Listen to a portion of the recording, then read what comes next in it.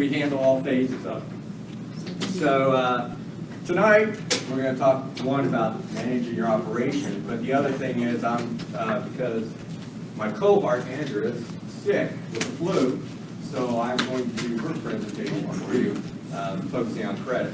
So dealing with that.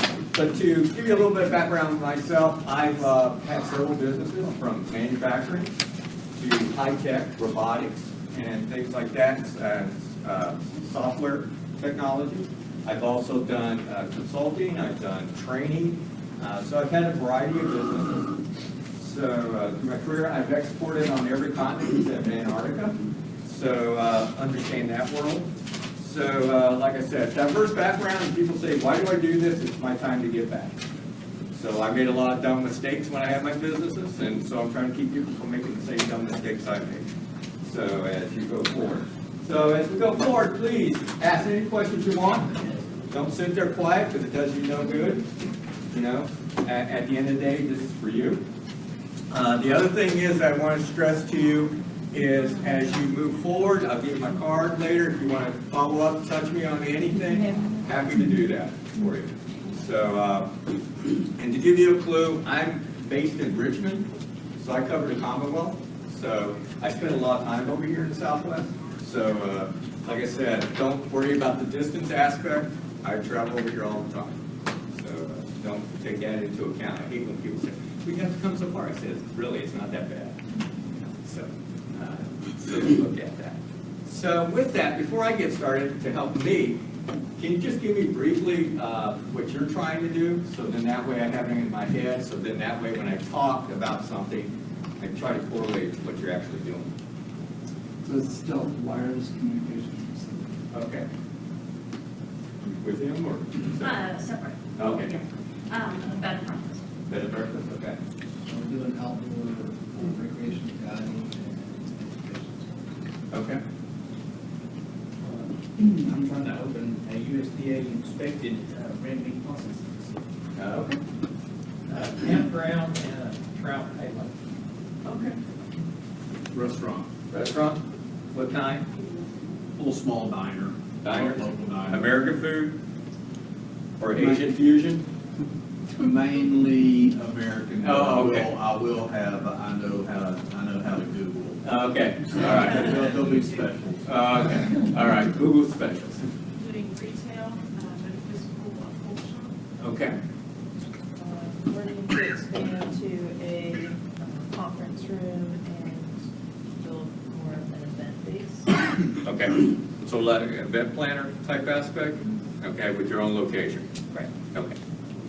my 11-year-old and I are starting a publishing company. Okay. A hospital. Hostel? Okay. So location of the hostel? Having Okay. All right. Sounds good. We've got a combination of recreation and technology in that. Like I said, hopefully you guys have been talking to each other so how you can work together, because I already see how ways you could actually work off each other to create more opportunities. But, you know, that's the big thing about this program is getting to know the other people and how you can actually capitalize and help each other as you move forward doing this. So great, that helped me a lot. So anyway, tonight we're going to talk about, first of all, credit reports and credit scores. Before I get started, how many people know their credit score? Okay, most of you. All right. How many people have ever found a problem on their credit report? Good, at least some of you have.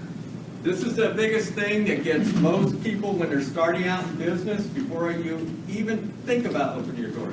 I tell people, really look at your credit report, because it's the first thing everybody starts looking at because you have no track record as a business.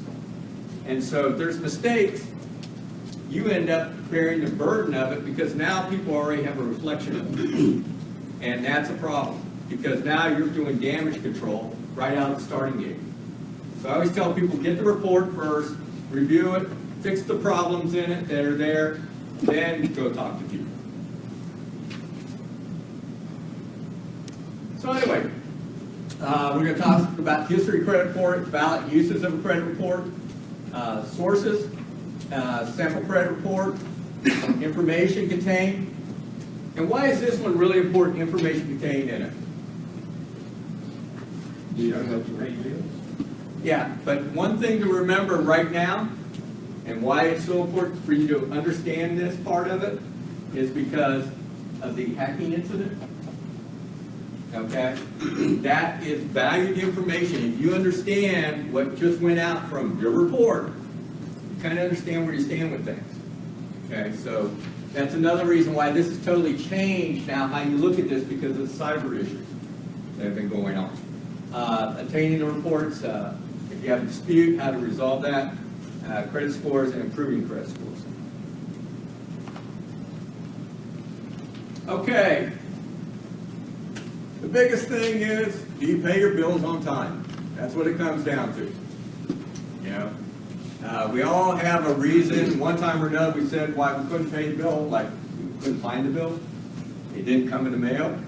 Dog ate it. We've heard everything that you can think of under the sun when it comes to this. Some of them are true, some of them are just, I couldn't pay the bill at the end of the day. So the one thing, though, to point out is, if you know that, that's the biggest thing.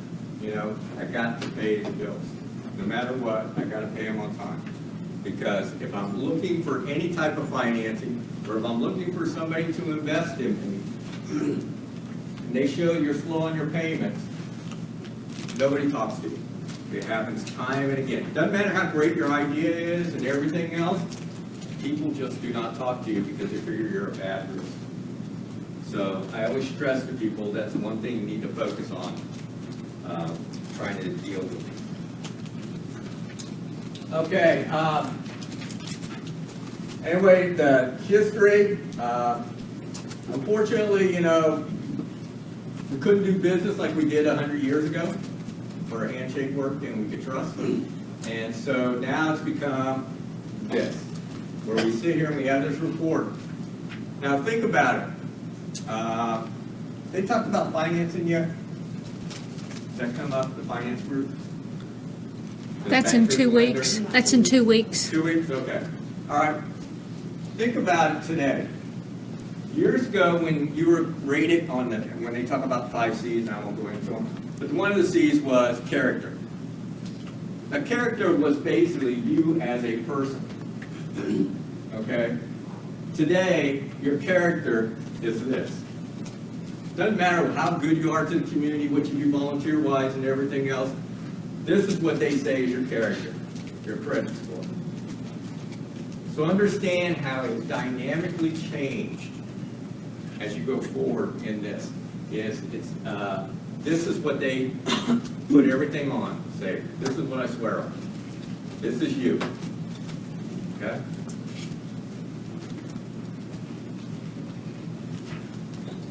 So, think about it. Increase access to credit? Do we?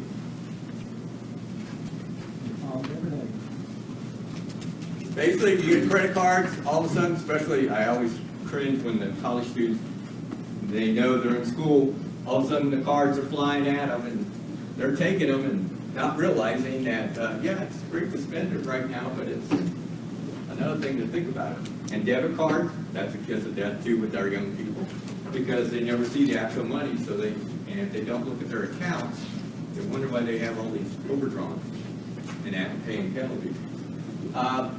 So the thing is, today, with our technology, pretty much, they can give you a decision in less than 30 minutes, whether they want to do business with you or not.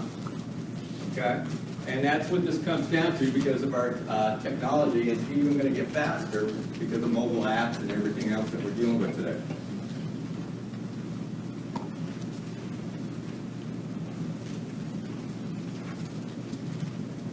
Okay, so we talked about credit approval. Everybody's gotten a car or a home, correct? So that was part of the process for you. Employment. Now we have some people trying to change that, and it's not part of your.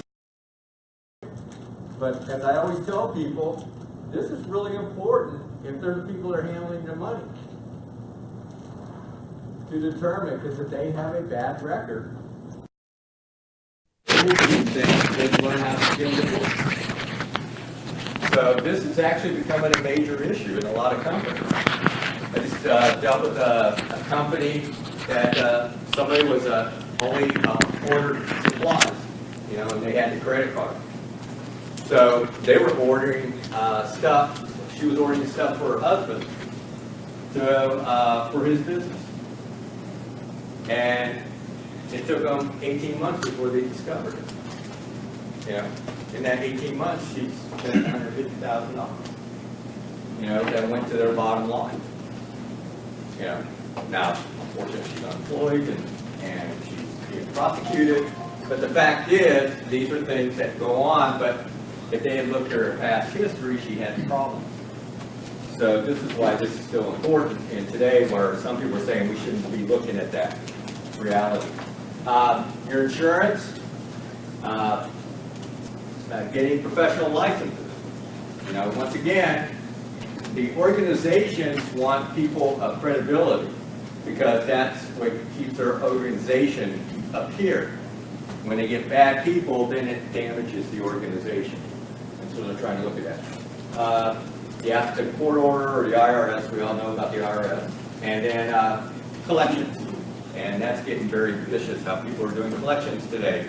And right now with tax season, all the scams flying out. Anybody gotten scam calls yet? About owing money or you've gotten money and all you have to do? Yeah. So you just sit here and understand what's going on. So they get it from consumers, creditors, public records, internal, external inquiries, consumer statements, and collection accounts. And today with information even being more free-flowing, they're getting into every place even further. It's going to get even more in-depth because they can see your utility bills and everything else that's running around. Even though they don't put it in there, it's still visible to them now because of the way technology is. So like this past winter, what has everybody been hit with? Nice heating bills because of how cold it's been. And people are being shocked, especially those on fixed income, where they have these huge bills and they're saying there's something wrong with the meter. Fortunately, no, there's nothing wrong with the meter. It's just the type of winter we've had so far. So these are things that are unpredictable, but they happen. So, you know, I am married, but I have different credit information than my husband. Yes and no. You know, because when you're joint, you're joint. You know, when the divorce happens, but there's still debt. You know, at the end of the day, this doesn't disappear. You know, so both of you are accountable for it, but you also may have your separate accounts too. So it's something to understand as you go through this process that they're not totally separate; they are together. Now, I'm not going to even try to go through that one because it's too small, but here it's broken out into that segment. So Section A, especially if you've ever been married before and used the other person's name, this really becomes important to make sure there's clarification if you've gotten a divorce or if there's been a death. So that way it's understandable. You know, even simple things, a lot of times people just skim over the date of birth comes into play. My daughter, she was only 6 months old. Somebody had her Social Security number and everything else, and we had to sit here and go and challenge it. Yeah. So these are things that you have to look at when you go through the process. This one's really important. You know, the previous addresses. You know, how many different locations did you lived at come into play. And then whoever your employer is at that time. Those who have served prison time. What's their credit report look like? There's nothing there, there's a gap. And because of that gap, it's a red flag. Because it shows no employment, it shows nothing.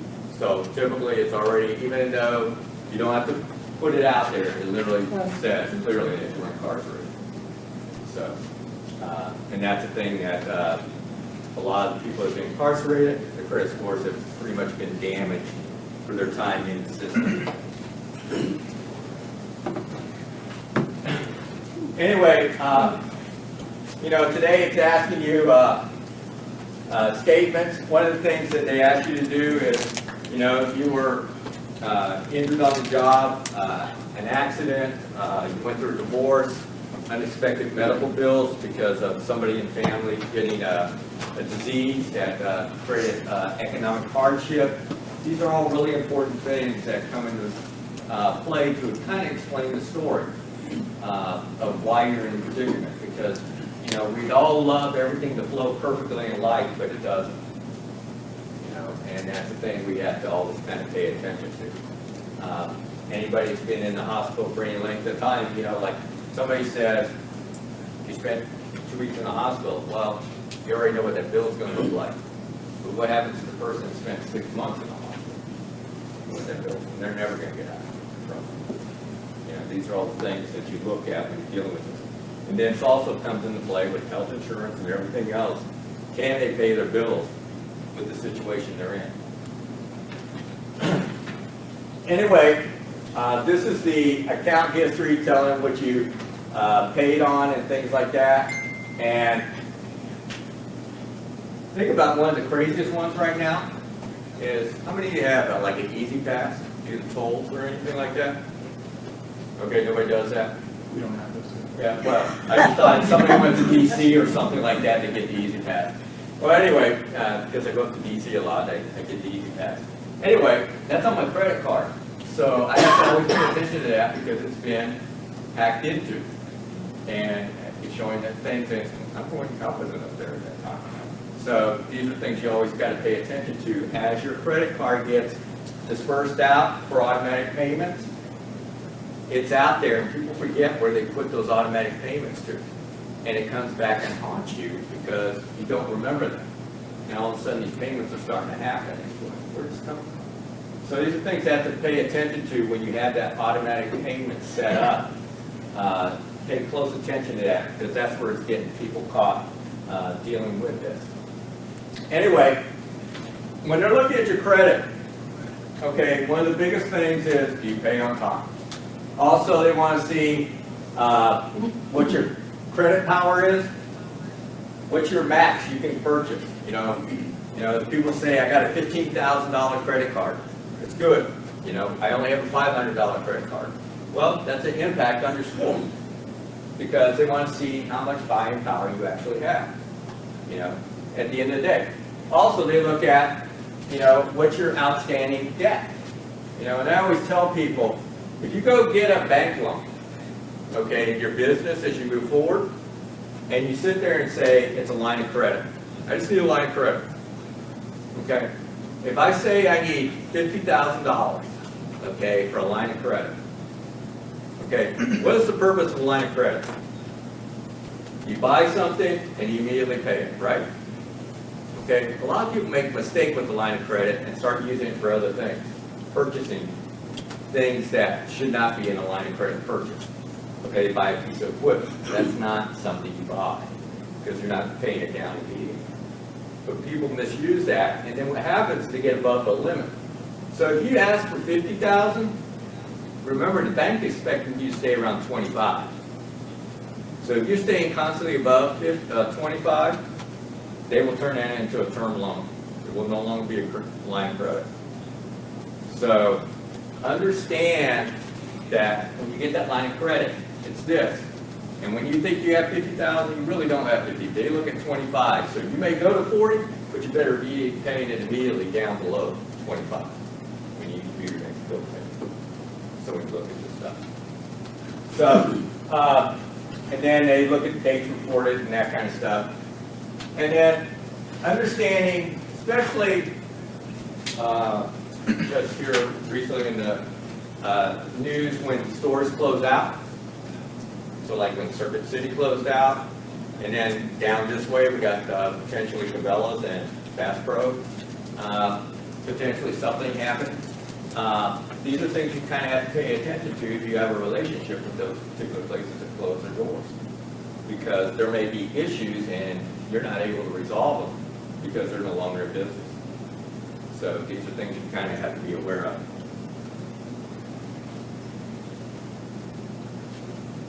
Anyway, the public record information collection agencies, if they've ever been involved, and inquiries. So, like I always tell people, if you're going to go get quotes for something, make sure you do it as a cluster. You know, within a week's time, 2 weeks' time. So that way you can argue that it was for one item you were looking for specifically, so it's not a credit hit against your credit score every time. If you sit here and you say, looking at a piece of equipment, and then 3 weeks later you look at the same piece of equipment, no location, and they're doing a credit check, those are going to be hits against you. Okay? When you decide to do it as a cluster. That way you can argue the point that it was for the same thing. Okay? When you look at this. So these are things to pay attention to, because it's amazing. If you just start talking to someone today that's potentially purchasing anything, all of a sudden they get enough information to do a quick inquiry. They can get information, you don't have to supply them everything. And they can get a preliminary, and it's a hit. And you're thinking, wait a second, I wasn't really in there seriously or anything, but you filled out paperwork, they had a discussion, and they immediately just did a check on it. So these are things to kind of really pay attention to when you're filling out things. Are they going to do this inquiry anyway? So you have to make sure that they are not.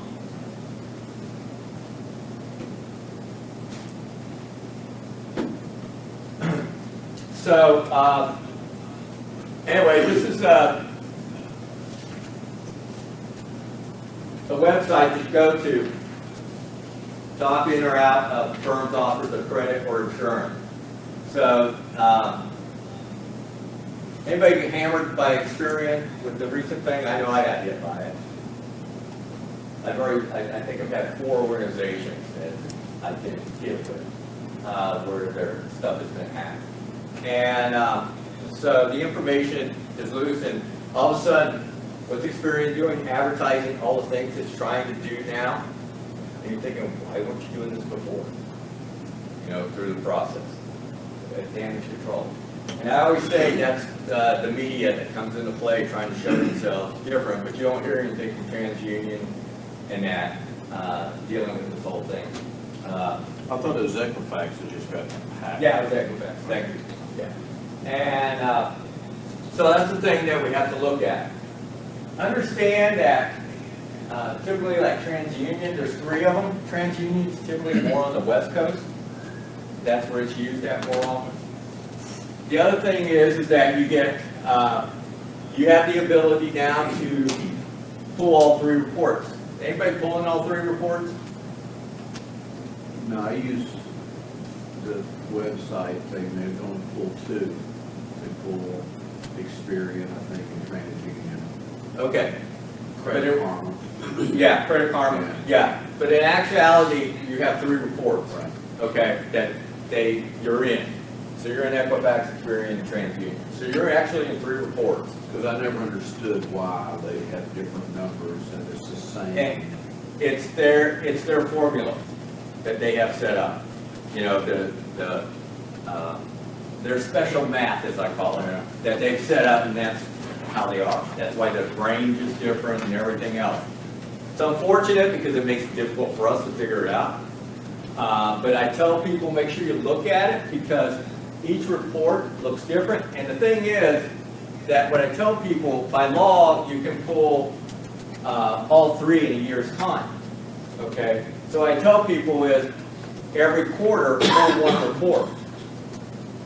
And then the next quarter pull the other report. And then in the 3rd quarter or 4th quarter pull the other one.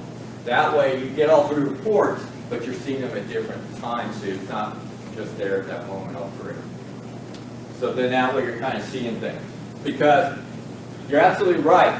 There's a common theme on the East Coast. These are the 2 that are used all the time.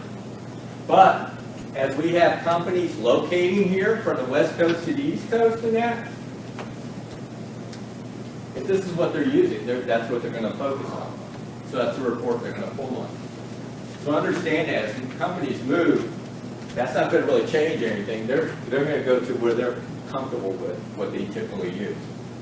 So you're all three. And the thing I bring this up is, the one report you use all the time may have the best information in the world, but the other one that you rarely ever use or never use has mistakes in it. So you have to always be looking to protect yourself in all three of them. And that's your time and consumer that you spend for due diligence. So in one aspect, they gave you the ability to see it, but at the end of the day, there's really no repercussions against the companies for all the work you have to do to fix it. Which is unfortunate, but that's reality when you deal with it.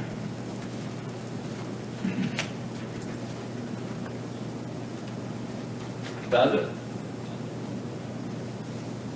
I would hope not. It's not, it's looking at your finances. You know, if you had a divorce, you had a divorce. At the end of the day, all they're looking at is the debt. You know, or what's not being paid, things like that. It does contain information about the divorce if you inherit the credit card bill. That's right. Yeah, when somebody does change it, things like that, then it comes back and haunt. Anyway, you know, none of this information, even though a lot of people feel that information's in there, it's not. The thing is at the end of the day, it's really focusing in what are your numbers? What are your personal dollars? What's the dollars you have? What's the buying power you have? You know, that's all they're looking at. At the end of the day, that's what it comes. And that's why I try to tell people lots of times when you walk into a lending institution looking for a deal, okay? If you're going to a credit union or community bank, it's a different relationship than you going into a large national bank. Okay? So I always tell people when you're looking for potential financing, talk to different sectors. So you talk to a credit union or community bank, because that's your local. You talk to a regional bank, and you talk to a very large bank. And why I tell people to do that? Because it gives you different perspectives, what they see and interpret about you. Okay, at the end of the day, that helps you. Because remember, a bigger bank, the first thing you're looking at is your credit score. You're in a box.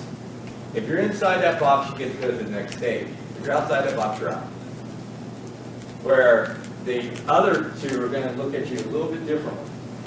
You know, but the thing is, that's what you're trying to take into account with this. If you have something that's really unique for your footprint, and you know they're only going to understand the local area, it's your community bank and your credit union that kind of really understand and kind of understand what's going on in the community. And so they're going to be more apt to try to work with you as you look at your business accounts and things like that. But at the end of the day, I tell people try all of them. When you're asking for a potential interest in what you're trying to do, you'll get a very clear picture of who wants to play and who doesn't. And if they all three agree, great. You get to choose the best one. You know, if only one of them agrees, well, you know, that's the only one you got. And if they all tell you no, at least you're going to hopefully all say no for the same reason, but 9 times out of 10, it's not. So just expect that. Because remember, you're in business that's of interest to you, correct? All right? Remember something, bless you. The banks are the same way. They have an interest. They have a portfolio that's very diverse. When they have too much risk in a particular area, they start offloading. Okay? So when we had the economic collapse about 10 years ago, that's what happened to a lot of small businesses. The banks called and said, you got to pay your payment full. And a lot of people don't realize that, even though you paid your bills on time and everything else, they can call in the marker at any time. And when they do that, it's a scary feeling, especially at that time, because no other banks were giving money. So they were really up a road. So I always tell people, pay attention to that. Watch how your bank is shifting. Because if they're focusing in sectors, you'll see it. And if they start to kind of go away from your sector, it might be a warning flag to be aware of. Okay? So you're always looking out for yourself. Because, like I said, You know what you have invested in that company. You know, banks a business too. They're in there to make money, and that's what they're looking at. So realize that. Also understand something. When you're going forward here, because of regulations with the lending industry and that, if I have to do a $50,000 loan, and if I have to do $1 million loan, I still have to do the same paperwork. So at the end of the day, and a number of them work on commission, they're going to focus more on this than the $50,000. Just understand it's nothing personal, it's just business. So when you look at this. So anyway, none of that information's there. The biggest one we always hear about though is this one here, political affiliation. We tell them no, it's not there. So anyway, we talked about this. You talked about Credit Karma. It's another, and actually that's what most people are starting to go through all the time is Credit Karma to pull their information. The thing is that, you know, this one doesn't give you a credit score. You still have to pay to get the credit score. You know, all you get is the basic credit. You still don't see your credit score, which I could never figure out because I went through all this trouble and they didn't give you the opportunity to see your credit score. And at the end of the day, that's the most important thing. That's what you're judged on. And so that's the whole thing when you're dealing with this.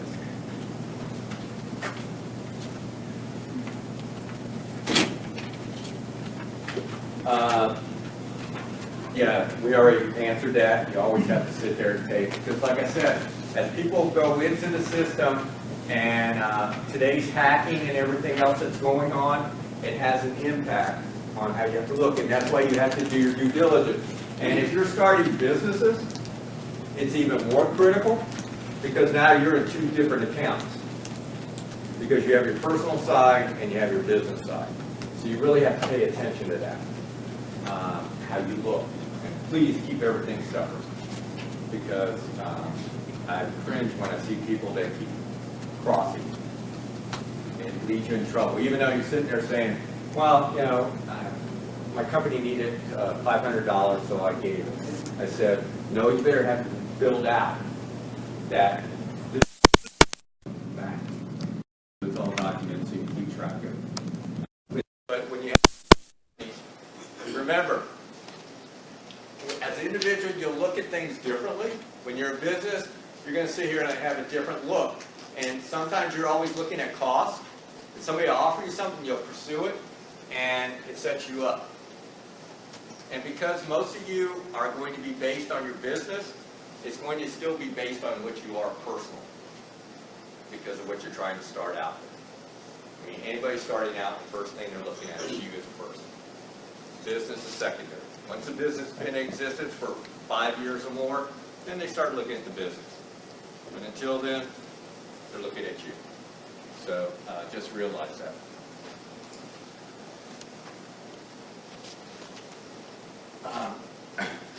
Okay, identity fraud's on the rampage in today's world because of technology.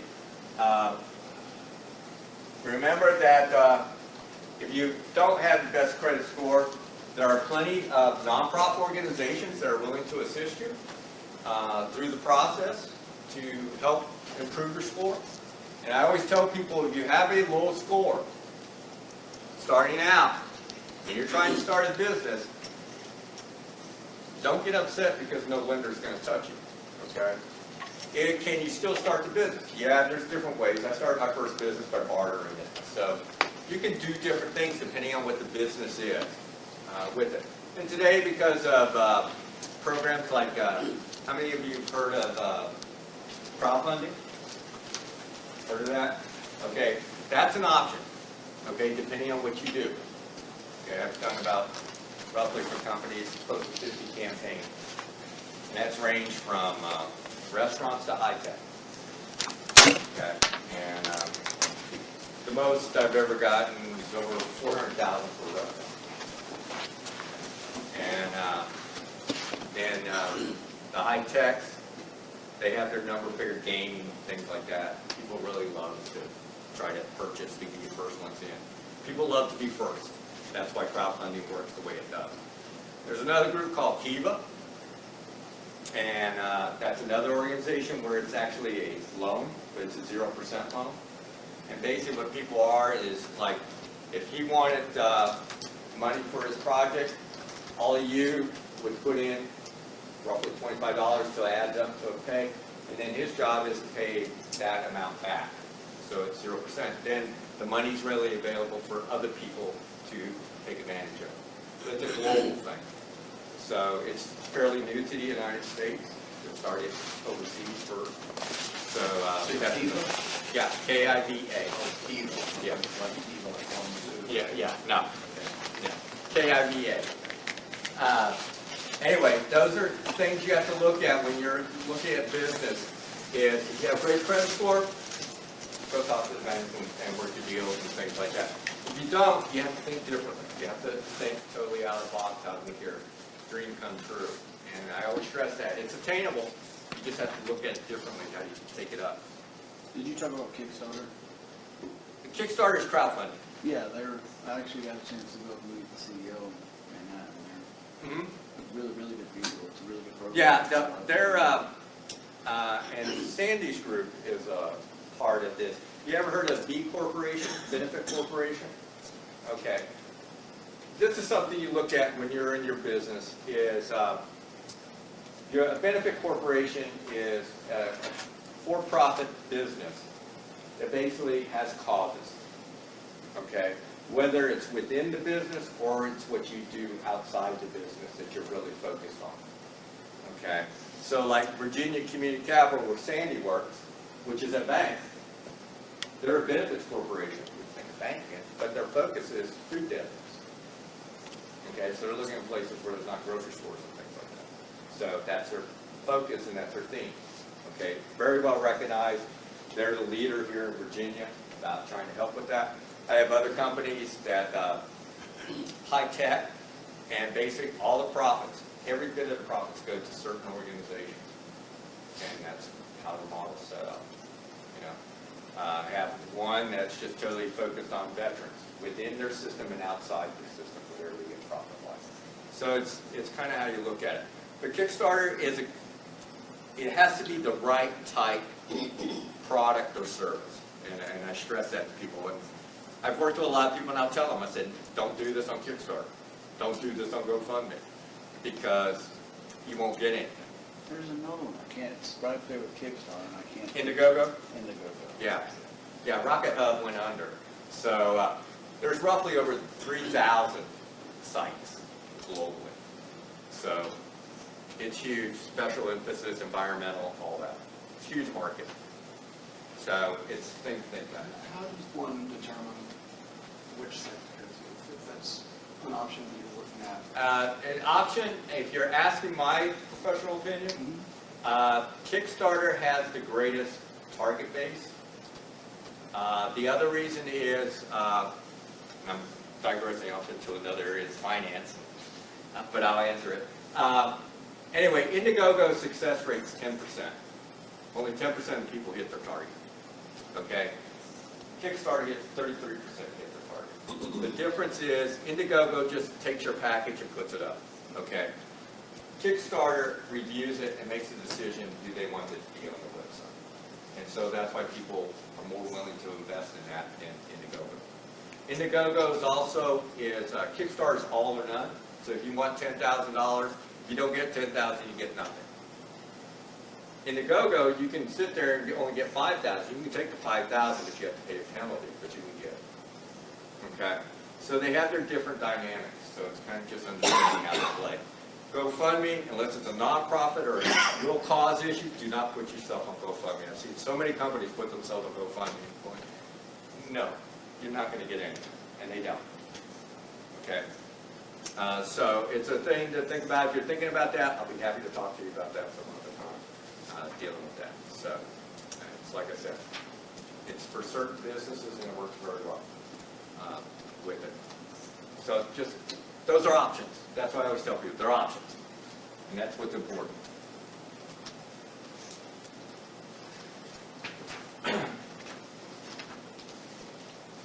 Okay, that we already know the answer to is the fact is reality. They throw it up there, it's your job to defend yourself. So as the cliche goes, even though our justice system says you're innocent until proven guilty, in this system it's basically you're guilty and you have to prove you're innocent. So, very different. How can I do that? Hmm? I just say, Right. they gave me an address in somewhere in Massachusetts, and, you know, I just happened to be looking, I got never lived there. I just think that's wrong that they don't have to. I don't disagree, but unfortunately, government's protecting it. Yeah, government protects it. Yeah. Government's the one that can change the playing field, how it looks. You know, if for everyone they had wrong, if you could get paid for your time, then it would totally change what they would start doing from a quality standpoint. But because there's no touch, and that's unfortunate, that's a lot of things with insurance, anything related to insurance. So we deal with this. Anyway, if you have a dispute, you can basically contact the credit bureau, give your documentation why it's wrong, and they will sit there and work through the process to clean up your record. And usually they're fairly good about doing it with it. So just be aware of that, dealing with it. But in today's world, with all the hacking going on, it does create more of a pain, what's going on. So when you say through the credit bureau, are you talking about when you say to dispute it? The Equifax or the Experian or the Transit Union, yeah, whoever's got your information. Oh, okay. Yeah. So, you know, not that I believe everything I see on TV, but did you see that 60 Minutes expose where they couldn't get Equifax to respond for over a year and a half? Mm-hmm. Yeah. Is there a U.S. credit bureau? That's or somebody that basically, you that's can what the, complain- that consumer organization that was created under President Obama. Consumer Protection Agency? Yeah, that's their job now. Okay. That's who you go to if you can't get a response in a timely manner. And they're the ones that can go in and take those groups on. Theoretically, yes. I don't disagree with that, but that's your option. And the guy from Equifax unloaded a bunch of this stock too before the breach came out. Yeah. They just said it was just ironic. Yeah. Didn't do anything illegal. But anyway, so you know what that is. Let me give you a reality check when it comes to credit score. Okay, if you're looking for money. All right. Most lenders, you have to be at 720 or above to have a serious discussion. Okay. If you're looking for like a microloan or working with a CDFI or working with a nonprofit organization, the state goes down to 650 with their loan program. Those nonprofits typically 620, and some will go down to 590, but it's real rare.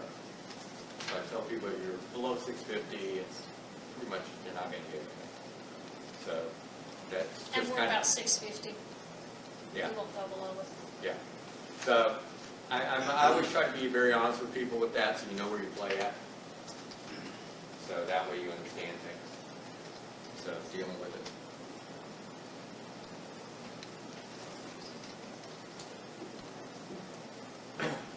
So there we go, Credit Karma jumped up there. So they give you the score. That's the difference between the annual credit report. So that's the thing you're dealing with that. So like I said, those are great tools to take advantage of and to work on. This is probably the most important thing. Like I said, you brought it up early on when you said the payment history, how often you pay on time, that's the big thing. And then what you owe. You know, what's that spread between what you have in your pocket and what's debt? So what you owe to the creditors. Look at like 20% is what they. Yeah. Is that right? Yeah. Yeah. And the thing is, the lengthier credit history, you know, the longer you've had it, the more credible you are. Any new credit you've taken on, and then the different sectors that that you have, and credit cards, home payments, those type of things. So that's kind of how your model breaks out with it. And I always tell people, it's just paying the bills on time. That's the biggest chunk. So if you do that, the others kind of fall in place. And, somebody sat there and working with the incarcerated, and he says, how do I build my credit? I said, look, you can get just a basic credit card that gives you only $100. I said, go in and buy a candy bar and a credit card, and they pay it at the end of the month. I said, it's your credit history. You're starting to show payment. You don't have to sit here and buy something for $100. You just have to buy something and just pay it at the end of the month. I said, it's building the history. That's all. So when this comes down to it. So anyway, this kind of gives that model, has not changed with it. Is it true that once you stay at 33%, it's like if you get a $100 credit card, I was told that creditors like to see you, if you got $100, don't spend any more than 33 or keep it at 33. If you, yeah, I mean, if you're sitting there, they want to see every month you're paying it down. And 33% is kind of like the housing market. How much do you have to your home? How much debt out do you have? So you can make the home payment. So yeah, 33. In business, it's 50. 33 when it's personal. They will say, probably no, but in reality, yes. That's how you get your best interest rate. The higher your credit score, to get the preferred rate. That's reality. So even though somebody may give you a loan, you're going to pay a higher interest. So I always tell people, these are business decisions you're making because that's money that's coming out of your pocket or coming out of the business. So you weigh these things. What's my ROI when you deal with this?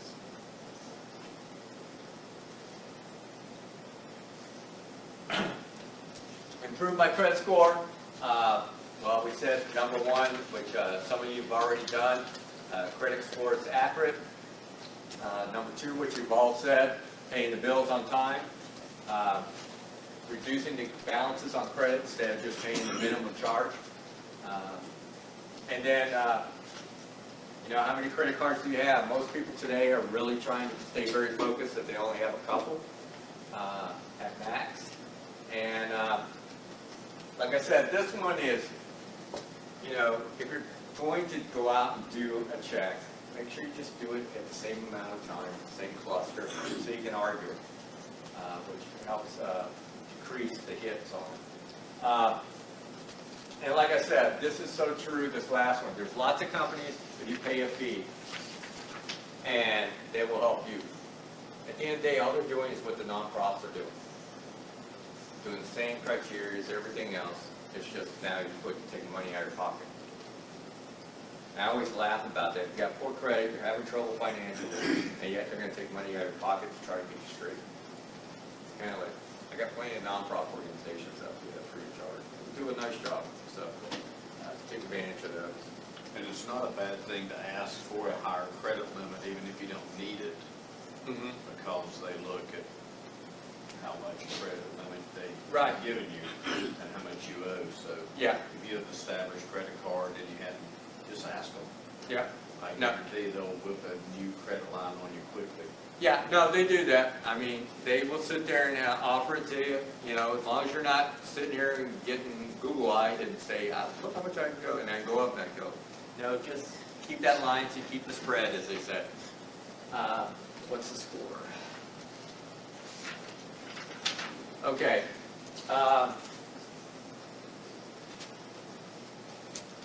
Okay, we definitely don't want the last one. Bankrupt. We definitely don't want that one at the end of the day.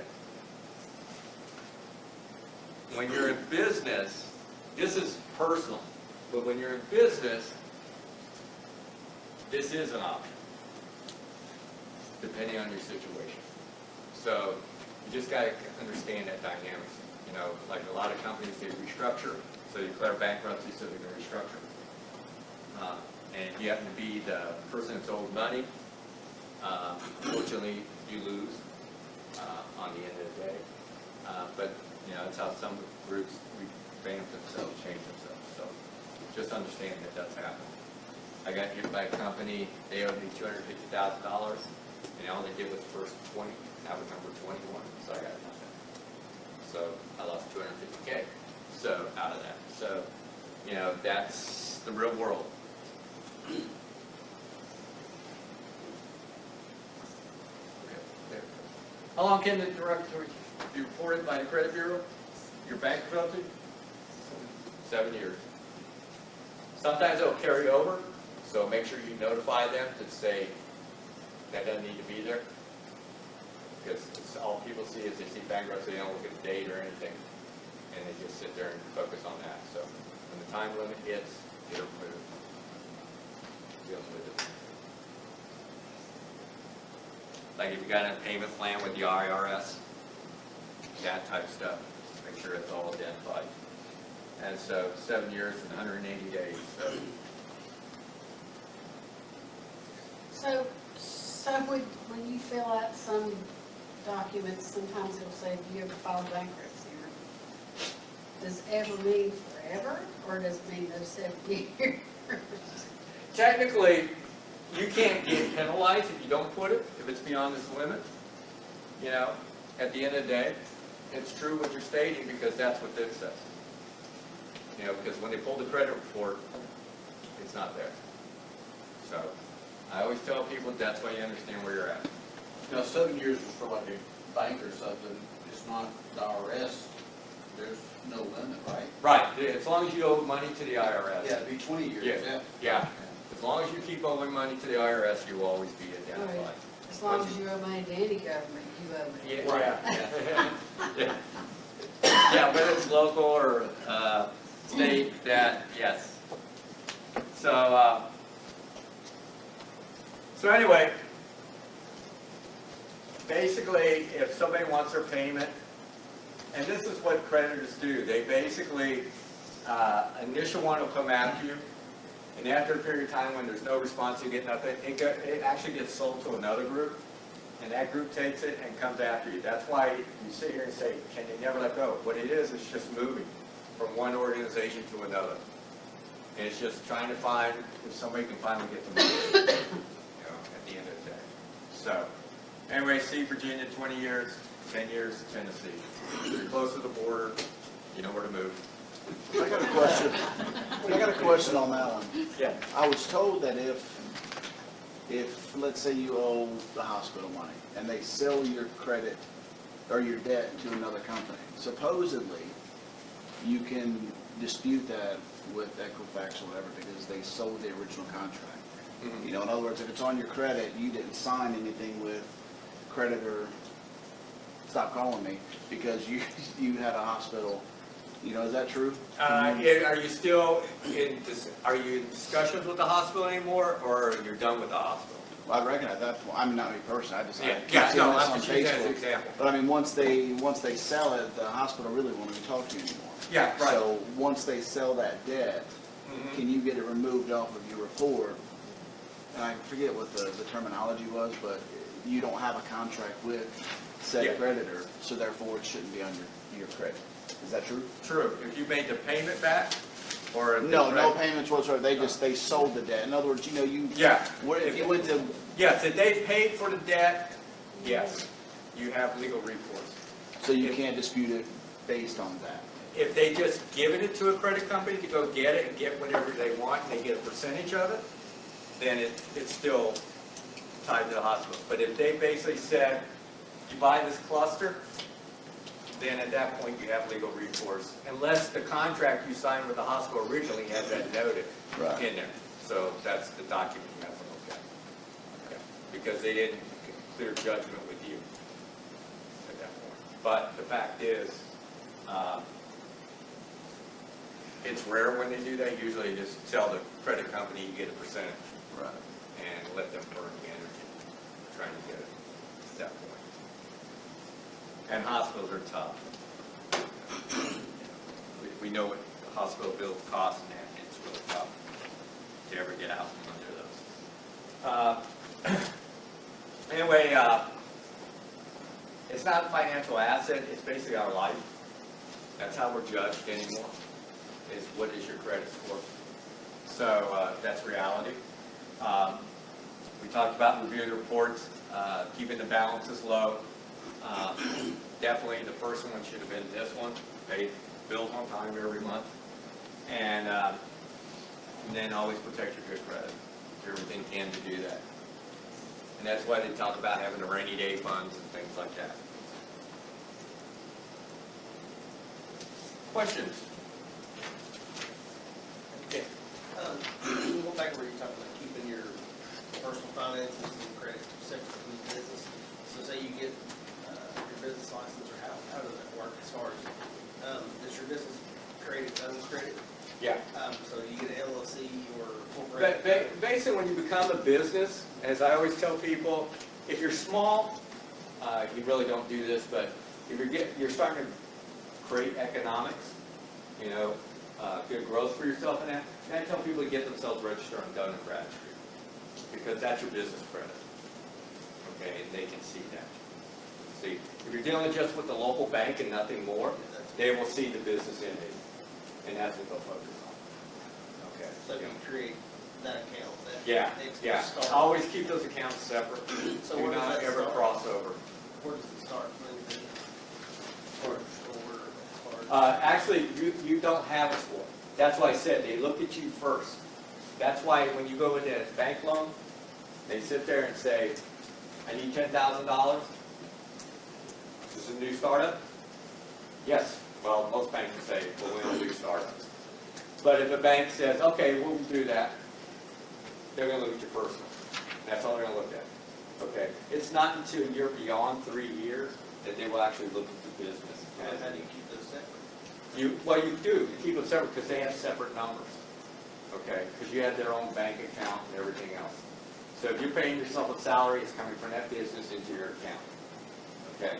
But if you're sitting here, the business is struggling, and you're taking some of your money and putting it into the business, and you're not using it as a loan payment, then that shows cross-mingling. And at that point, you have everything's focusing on you at that point. So business can't be looked at as a standalone. So I always tell people it's 3 years, typically it's a mark that they look at you as that you're actually going to survive. Let's say there's a startup, but you've got your account, let's say you're like paying rent or something. If you're paid for it out of your own pocket, or if your own finances you already have, can you just go ahead and put that in your business account? Yeah, you can sit there and say, this is my pool of money I've saved for this business, and basically that becomes the business in it. Yeah. And then it separates Yeah, itself. it's immediately Okay. separate. There you Yeah. go. Yeah. Yeah, it's not a problem. And this is kind of like in the accounting world, but if you put your own money in your business, that is not considered an expense. It's considered a capital investment. Yeah. So you kind of want to try not to do that. You want to start your business with whatever amount of money you think you're going to need to pay your rent. Because if you keep putting your own money into it, it looks like it just, all it is your capital investment. Like, you don't deduct that. Well, you say you put your, you use what you have, but if you have to use yourself to get a loan, Yeah, but here's an example. that's kind of where I'm getting at. Yeah, but- It's like you just said it's, we're. So like if you're starting a business, most of the time people put money aside to get the business going. Okay. So let's just say it's $5,000. $5,000 goes over, and that's a pool. Okay. That's just the capital investment you've made into the company. From that point on, it has to self-sustain itself on $5,000. You're, what Cathy was bringing up, if you're starting to put money over to it, just like I'll pay the rent out of my pocket every month. At that point, then you're causing yourself headaches. Because we can't tell where the line is drawn between the business and you personally, your personal side. Then when you get ready to file taxes, Yeah. your CPA is going to eat you alive because he's wanting to know what you paid yourself a salary, and it's a mess. I owned a business for 15 years before I moved here, and that's the first thing they got me on that year is because I had everything together. Tore me a new one. Well, it depends on the structure. You know, when they talked to you, I guess last week about what type of business structure you set up. Partnerships and LLCs are kind of taxed the same way. But, you know, you really need to, if you do have to put your own personal money into your business to keep it afloat, keep a very good record of it, because your accountant, your CPA at the end of the year will take that portion of it and make that part of your capital investment. So let's say you started with $100, you put in another $500, so you've got a $600 investment, whereas your partner only has a $100 investment. All of a sudden, you're the major person in that organization. Let's say, starting off, you put this money in there, do you pay it back to yourself as the capital of this, or just keep it? You can say, I'm giving this as a loan to the company, and then every month when the company gets its payments, it pays you back a portion per month. Yeah, people do that. You can do that. Okay. But if you're gonna do that, talk to your CPA before you do it. Yeah. Because there are tax ramifications. So, but the thing is that dealing with all this is just don't ever cross. That's the biggest thing I can tell you. When it does, it's a kiss of death. I've seen more companies, and you get the reason you cross immediately. Not only do you get ringed by your CPA in that, if you use a CPA, I promise you, you're a red flag for the IRS. The IRS comes out and audits you, and I got audited 2 years after that. yeah, and they take you through the ringer, and you have nothing to depend on at that point. So that's why I always try to stress to people. That's why you don't say anything. It's clear lines with it. And we typically look at if it's a partnership or there's a number of owners within the business, anyone that has over 20% ownership in the business, we want to look at their personal financials as well as the business financials. No matter how long you've been in business, it's just something we want to look at. That we do take into consideration how much equity you put into business. Because we're not going to give you 100% financing for whatever you ask, because we want to see that you have some skin in the game as well. When you take your company to a bank like that and they do run your personal credit, you're kind of essentially co-signing for the company in a funny way, right? Mm-hmm. And I think that's what he was asking in the first place. When you use your credit, it's not that you're using your credit, you're using it as a co-sign to that company.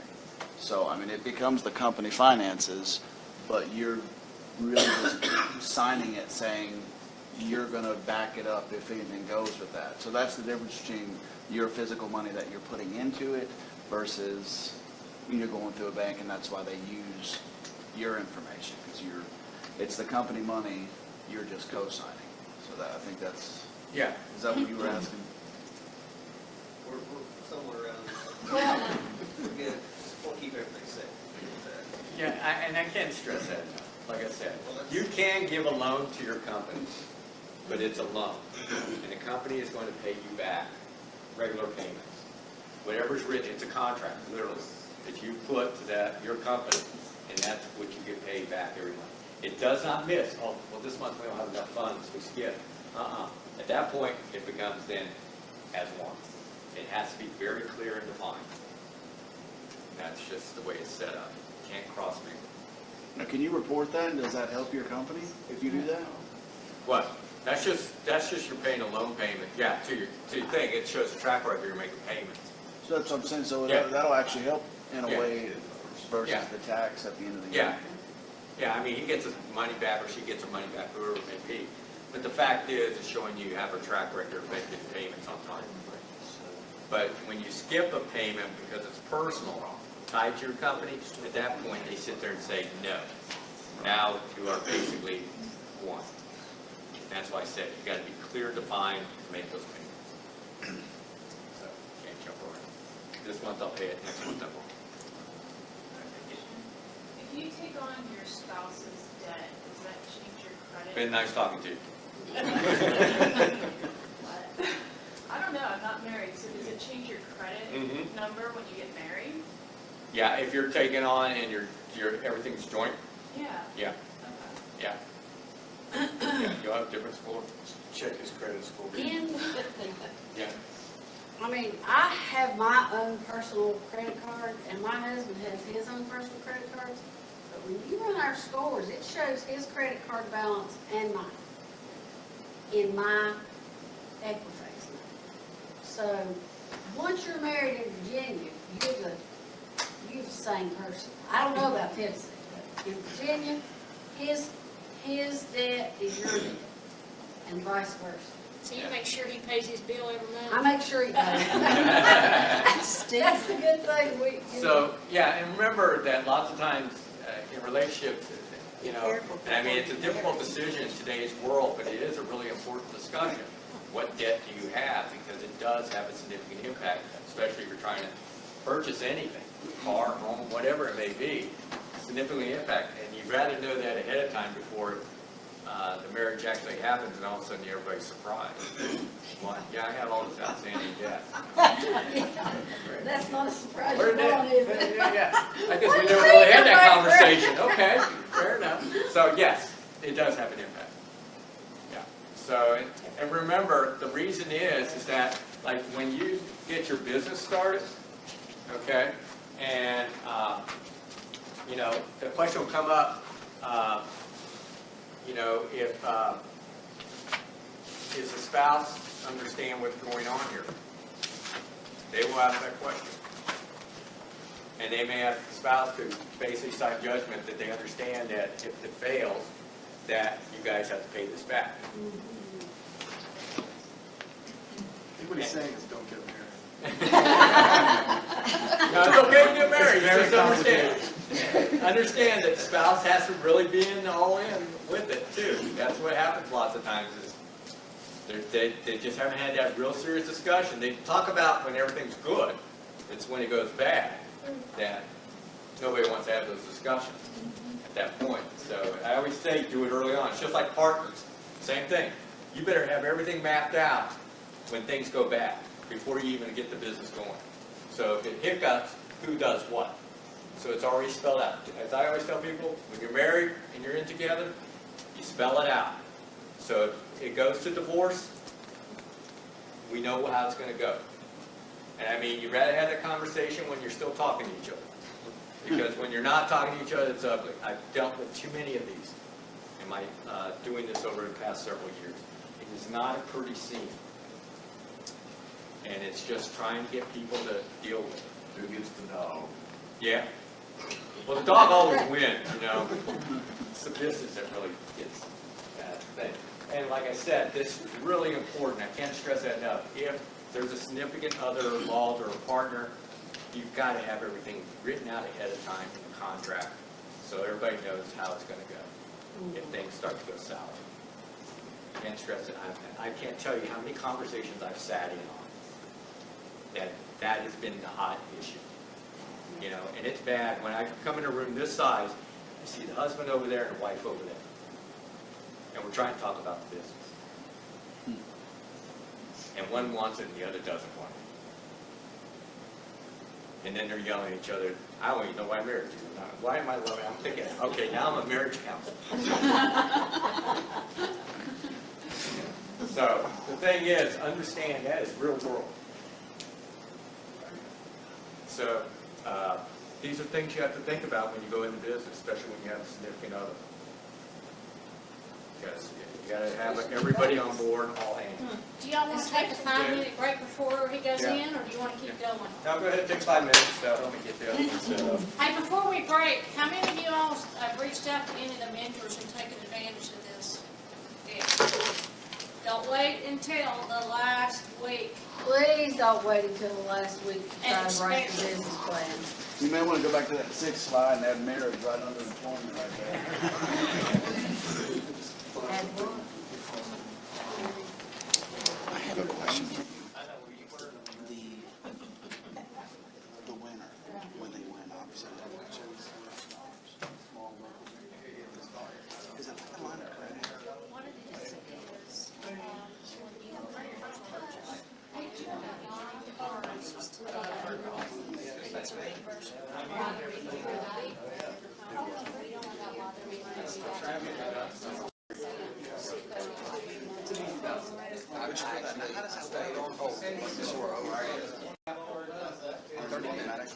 They got the lady. It's just a brand new, it's not Yeah. just expensive, it's a brand new. She told me that you get another employee identification number, which we are, because I was trying to ask, for whatever reason, LLC.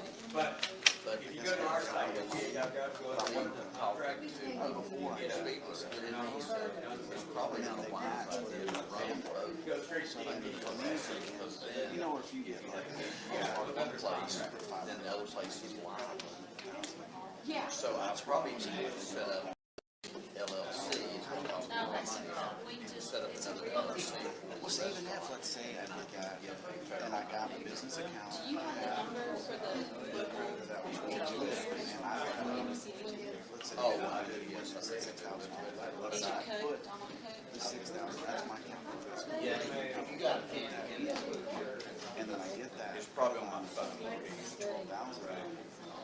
Since that's a business thing, that, Yeah, now, you have to actually pay, which is updated. It's reimbursed. It's not. You have to actually physically. And there could be, You said that was flabbergasted. And I went and did some research, but I never had it's how everything says it, the gratification.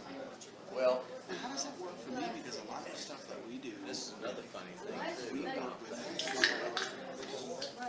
I wouldn't have to do there's this. so much money. How does that work? All Is that over like a attorney, Yeah. Yeah. So I said, I can do this. we don't have that.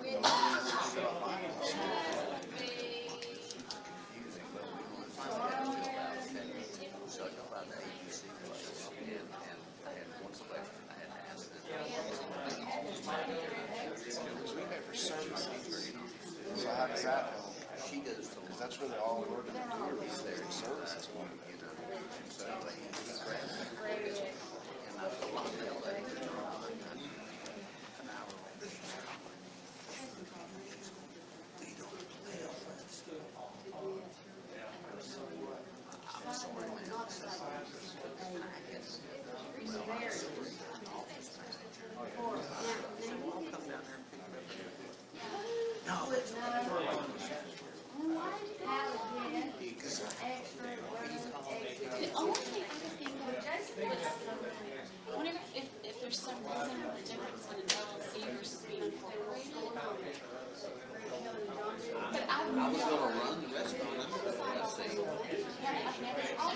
we don't sort of look like that's our restaurant is an LLC.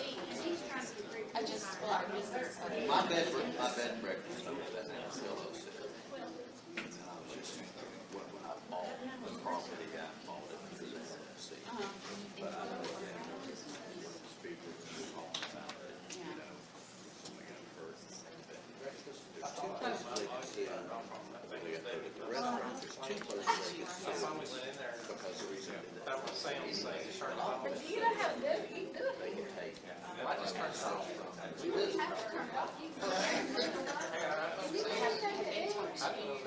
That's probably how I got turned on in the first place. Because I always turn it down. So, when you get your bills, okay, let's say you're getting bills from, Blue Ridge and, Yeah. yeah, so let's say you're getting like stuff from Blue Ridge, and you're getting some stuff from Wally. So you don't They have all to carry adjust like the different Leave the sound the way you and want. then maybe you're still getting like liquor from the ABC store. So with Blue Ridge, you gotta have a file for your file for your wine. Because your wine and your beer will come on different lists, even if it's on the same one. Same with Wally, beer, and then a separate one for wine and alcoholic. Yeah, and like your ABC, or if you order in like Gatorade for your cooks or something, you know, that would fall under your non-alcoholic. So the easiest thing to do is to create an Excel spreadsheet where every week you're going in and saying, okay, this is how much money I spent on beer this week. This is how much money I spent this week. And this is what I spent daily.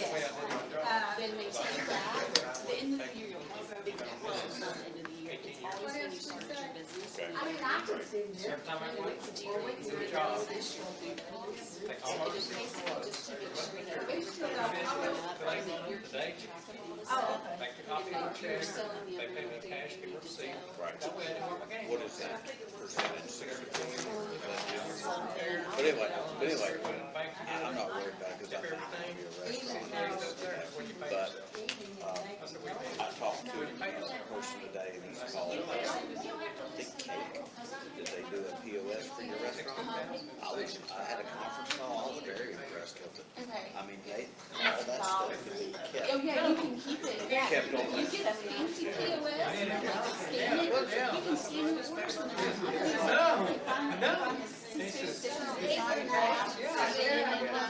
Yeah, so you did that. You said, but what did you pay yourself? Yeah. I've never been that lucky. Well, the system, I mean, after, he started high, but then I said, well, I only need this, and actually I found out I could. Well, you'll be an educational tool for Hooked it up. What did you eat all And the it wound up chocolate? being like $3,000. And it's got quick. You remember fix that? on it. It's got the printer. I'm just waiting on my mom to be able to- It's got the terminals. Yeah, that's a no-brainer. It'll save me $3,000. But hopefully they will keep all that Yeah. for me. Just heads up, because it is, if you kids. It can be, just make sure you never turn away any of your receipts. And then I think you're still supposed to keep, you have to check with ABC more. I think you're still supposed to keep all your receipts for 2 years after. If you have a business. Cracker Barrel, they tell me some of this we need to use for 7 years. Now that's ridiculous. Yeah, I had like boxes everywhere. Hey, listen, we just crazy. They need to back up. Listen, so the kids and I had, my husband doesn't like Cracker Barrel and whatever, so the kids and I go to we had 4, not like bad enough where I felt like but just not good experiences. And then the last time we went, I was like, we're going to X7. And it was just like regular great one for Cracker Barrel. But see, X7 used to be bad because people would come back and they'd go, oh, I don't know, we're good at X7. Yes, I'm telling you, Triple and I had like an hour-long discussion about it one day because we were both fired up. So, but yeah, so but they, because my kids, I'll tell them so that I'm like, look, they only eat grape jelly. I don't bring this product, just bring this all grape jelly. Right. It never, like anymore, it never happens. My daughter just, for whatever reason, doesn't like butter. It's not gonna kill her. But she wants that big glob of butter on the pancakes and she's like, I did too. I'm like, are you sure now? But they had lots of times that she wanted to have it used to be great about it. And now, like. Okay, let's go ahead and get started again. All right, here we go. Yep. Anyway, so we're going to talk about managing our business. The outline is human capital, insurance, marketing and sales, logistics, manufacturing, if somebody was doing that, finances, IT, and cyber. So this is a high-level overview. Okay, you as a person. Okay, 3 things you need to be successful in business. Okay, you need to be creative. Okay, you need, the TREP is the entrepreneur, TREP is for the millennials, and then manager. Okay, I want you to think about yourself. Typically you have 1 or 2 areas you're really strong in. And that's your standard. We can all do all 3 for short periods of time, but we cannot do them long term. And this is a thing of really understanding yourself. Because if you understand yourself, you know how to set your business up. And you got to admit what you're not good at. Like for me, I love risk, that's an entrepreneur trip, and I'm really creative. Those 2 things are great. I was terrible at this, so I always hired the best manager. Okay, I knew that, and I accepted that. I wasn't going to sit here and say, I can't do everything. I could care less. The thing is for me to make money in my business, and that's all I look at. Okay, at the end of the day. And so this is something you have to think about when you're doing it. Okay, so I've already said that. Whose strong suit is managing? That is your strongest suit. Anybody? Okay. Typically, managers are typically great for franchise. Because franchises, the model's already set, it's already designed, you just have to manage it and grow it. So it becomes very easy. So lots of times, people that are really good managers do franchise because it's something that's already set up for them. They don't have to bust their tail for it. So, you know, it's just something to think about. So, your most important asset for growth, but also the biggest pain. As you get people on, or even if you have a significant other or a partner, I am telling you, you will have your challenges. And you will wonder what's going on. If you have a partner or a significant other involved in the business, you better make sure you have an employee manual. Because you got to set the guidelines as it goes forward. The most important thing for a small company is chemistry. It's not to get bodies, it is chemistry. The chemistry goes well, things happen. Very positive. If you have bad chemistry, it's a long nightmare on how many people you have. The thing is, it's choosing the right people that fit your model that you're trying to do. Do not hire people that are just like you. Hire people that are not like you because you need that to be part of the formula. Because when you have a bunch of yes people, nothing gets done right. Okay? At the end of the day. And then the other thing is, are you the people person? You know? And I mean internally, that's inside the operation. Can you talk to the people, socialize, that? Can you connect? Or are you the strong silent type? Doesn't say anything. You know, they know what they have to do. Or external, you know, where you're dealing with the customers, where you're dealing with the supply chain, those type of things. What's your personality? Because if you're not a personal person, then you better be bringing somebody on real quick that's got that, because you're going to struggle. Unless you're a backroom person where nobody's seeing you, like a lot of people in the gig economy, or you're just working through the web. Okay, they really don't have to know you.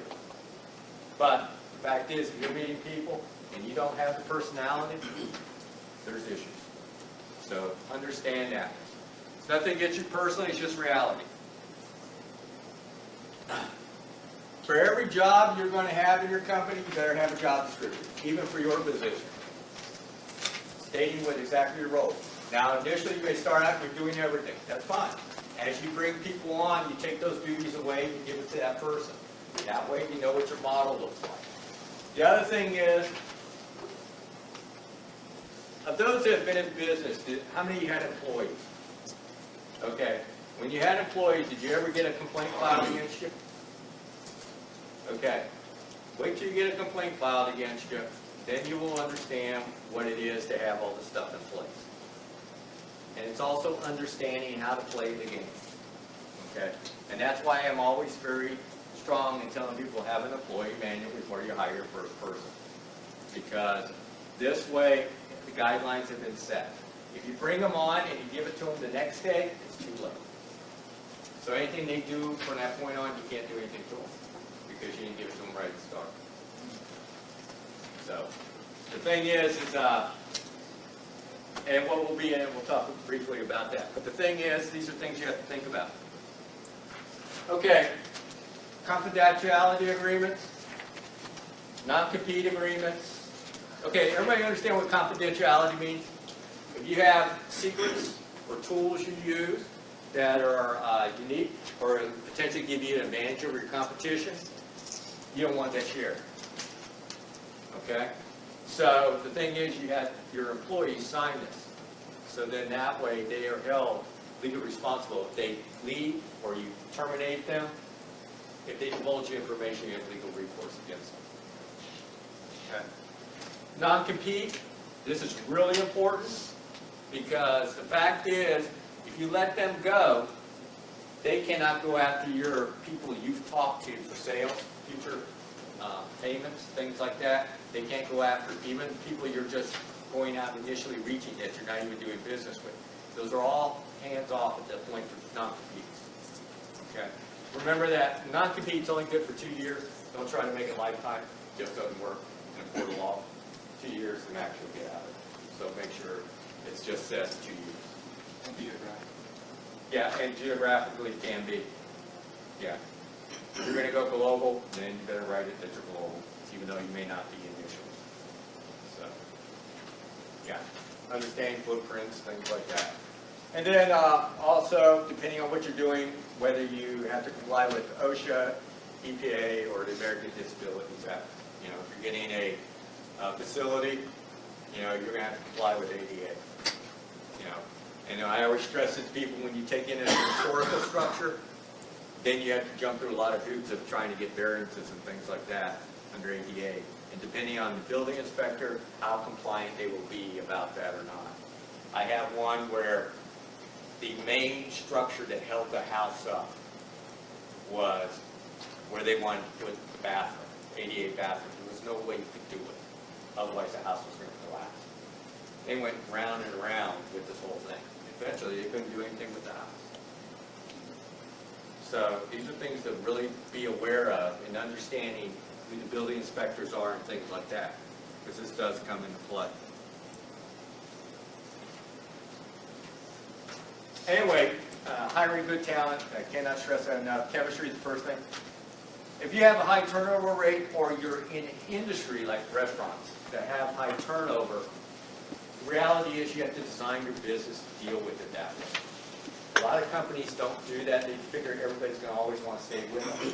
It's not like that anymore, especially with millennials too. Millennials, they move. And so understand that if you get a millennial for 5 years, you're doing great. So your model has to take that into account. How do I deal with that as I move forward? If you're really shoestring, like I ran a lot of my company's shoestring, absentee contingency. Somebody calls in sick, what do? You know, I always basically would take the position of that person missing to do the work. So that way things kept moving. You know, the hybrid models are set up. And then what training are you requiring of the job? On the job checklist. These are things that are in place to protect you in case you get an employee that wants to challenge you. You've done everything you can to basically make sure that this is not really a lot of extra work.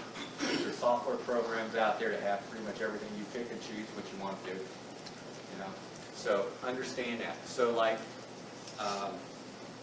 example, I always tell people, if you don't have a drug policy, everybody that's a drug addict will be at your door.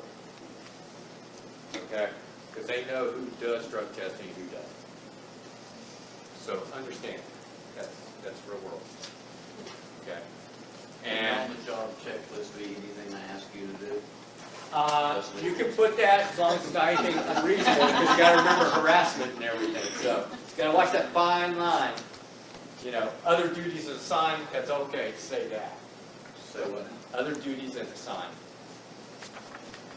So, but the thing is, these are things you have to think about in today's world. Because, I'll be candid, when I have an employee that I would terminate for a violation like of our drug policy, they could go file for unemployment benefits. If I knew the judge was employee friendly, don't even go waste your time fighting, because the judge is going to award it. So just let it go. Don't even spend the time paying the attorney and everything else, because you're going to lose. So it's understanding who the judges are from the human capital side. You are making your decisions. If they're employer friendly, challenge them. If they're not, save your money. You know, these are things you have to think about, even when it's wrong. It's just about, bottom line is dollar. You know, you got to make money to keep the business going. So these are business decisions. Okay. So we look at this. So anyway, I always tell people in your human capital policy, you basically annually for new requirements. And human capital manager, typically, it used to be 100. They used to be the standard. Today, I tell people it's 50. You know, once you get 50 employees, you better be looking to hire a full-time person, just because of all the regulations now, with everything that's in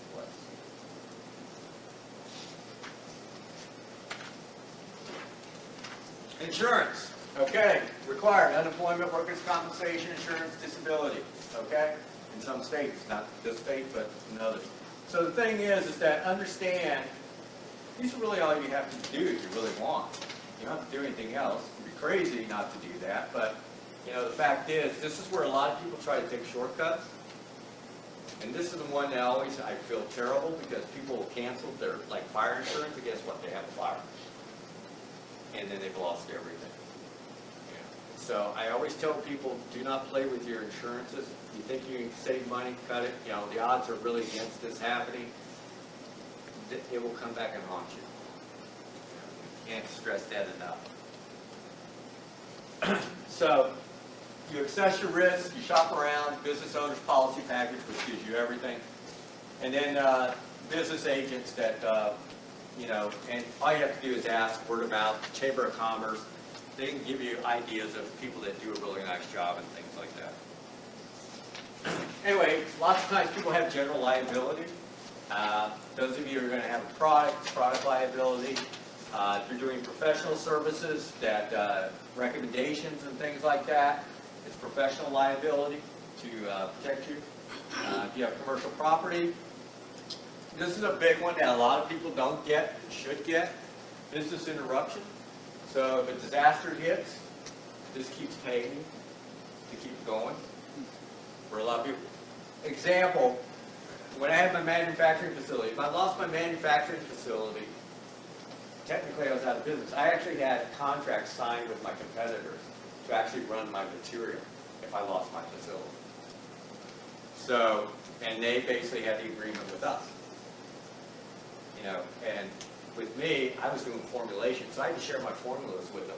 But we had to do all the agreements, signs, and everything else. But we knew each other, we were looking out for each other in a time of need. And that's the thing you have to pay attention to. Remember that when a disaster hits, 40% of the businesses never open their doors again. And within a year, another 40% don't open their or close their doors. That's how big an impact the disaster is. Okay. This one's becoming a big issue now. We hear it every day in the news. As a small business, it's the kiss of death. You have a cyber incident, you're out. You're done. Nobody will do business with you. Because as soon as it gets out, everybody knows that we can't trust you protecting our information. And this is the thing I cannot bring up enough. This is happening every day to small businesses because they just get complacent. Well, nobody really wants to act, but a lot of people don't understand is, especially small business, they're typically supplying bigger companies, and they basically have a direct inline to that company, communication-wise, and that's where the problems develop. When Target went down, it was because of a company in Pittsburgh that did maintenance work. That's how they wormed in. Okay. And the thing is, even though their systems told them there was something wrong, they didn't react. But the company that was doing the work, they're no longer in business. Yeah. And this is why we stress that you have to take care of your operations. So people stood. I can tell you right now, if, you know, which none of you were looking at, but if you were going to the government contractor, it's mandated now. Any Department of Defense work, you have to have a cybersecurity system in place. A plan, everything, say what you're going to do, what you do, and all that. If you don't have it, you can't do government work. So that's a whole paradigm shift now, and that's focusing on NIST guidelines. So you have to follow the NIST guidelines that came out related to that. And that takes some work with it. And then floods. Remember, you may not be in a flood area. But if somebody cuts the tree down and blocks where the water usually runs, and it backs up and floods, it's a flood. So you're not covered. So just be aware of that these are things that are crazy, because I had a company that basically had a railroad track that was basically about this high off the ground. Every time it rained, it was a dry riverbed. Every time it rained, all the debris would come down and block up and back up. Well, he was an asphalt company, and it was really backing up, and he was on a hill. And he knew he was going to, so he basically went down and dug the stuff out to get the water to push through in the storm. And they fined him $25,000 because it was against the law. Even though he's trying to preserve his business. Who elected the EPA? That's what I always say. So I'm just telling you, these are the dynamics you deal with all the time. Another company basically was backed up, went and cut the tree that was blocking, and he got basically cited because he was fooling with Mother Nature. So these are rules that are in place that have significant impacts, and you sometimes wonder where common sense comes into play with it. The other thing is, if you're getting financing, okay, that sometimes if you are the backbone of that company, so if something happens to you, the company goes under, and you're getting financing, they will tell you to get life insurance policy on your, up to the amount of that loan. So then that way, if you happen to pass away, they have a way to get paid.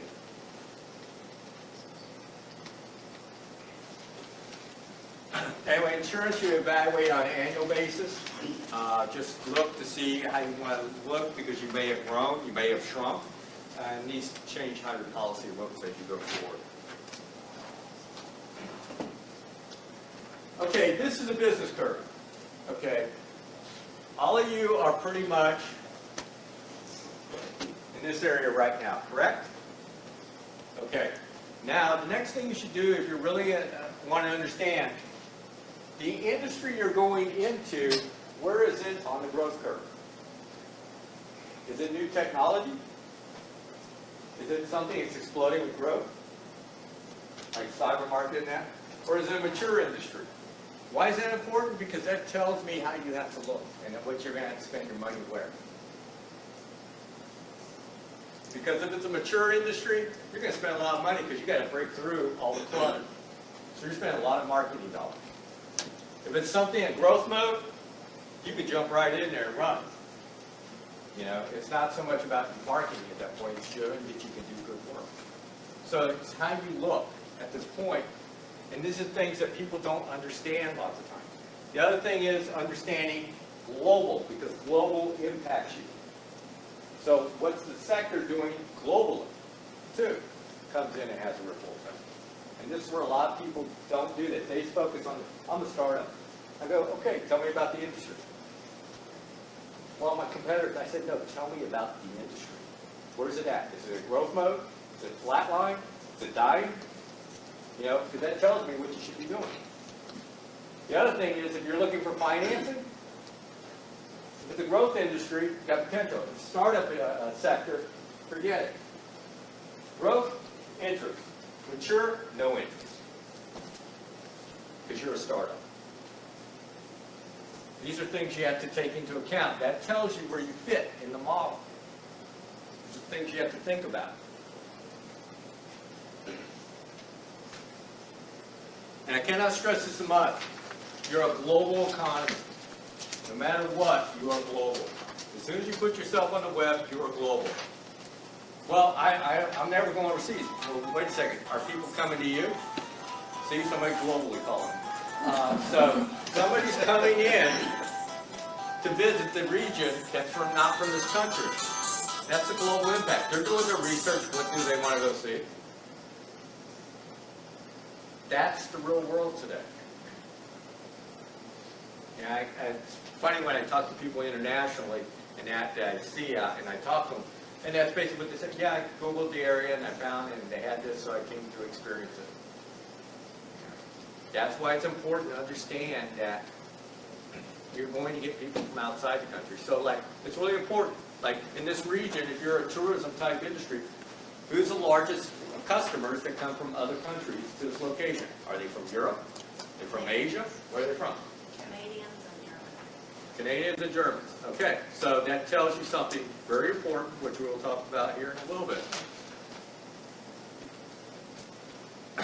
Anyway, the market. Who is your target market that you're actually going for? I cannot tell you that most small businesses do not know their target market. If you can't tell me your target market, I'm not going to give you a dime. You know, and this is a weak link with a lot of people. The product, service, interest, do the competition. And the competition, when we talk about competition, we're talking also about direct competition and indirect. So, give you a scenario. I want a hamburger. Okay? So, I have my favorite hamburger place I go to, but it's really packed up. So, I'm going to go to another one. So, how many different hamburger places do we have? Right? Okay. All the hamburger places are really busy. So, you know, I'm going to get a taco. That's an indirect. Okay? It's not a direct competitor because I wanted a hamburger, but I settled for a taco. Okay? So it's an indirect competitor. So understand, a lot of people don't understand who their indirect competition is. They're good at understanding the direct, but they do not understand their indirects. And these are things you have to think about. Price points, you know, we'll talk later, break even, you know, what's it cost me to basically make it or do my service or whatever, and at the end of it, it's zero. That's my break even. So everything I put into it, and they pay me, that's break even. So everything above that becomes, what do I set my price point for? It's like a restaurant. If a restaurant cannot sit there and tell me how much each plate costs of food, they don't know what they're doing. At successful restaurants, they know how much per plate costs if everything goes on. So these are things you look at. Anyway, if you're going to have trademark copyright, the U.S. Patent, USPTO.gov, excellent site to help you with that if you're trying to do a trademark or a copyright. And then, what is that market strategy that you're putting together? You know, where are we going with this? So, this is what everybody talks about today, okay? All the different locations that you can go and put yourself and everything out. The one thing, and the list goes on and on, but the one thing I want to stress to you is people do all this and I go, what does your target audience go to? And they can't tell me. If you really understand your target audience, you know what electronic mechanisms they use. Are they mostly Facebook?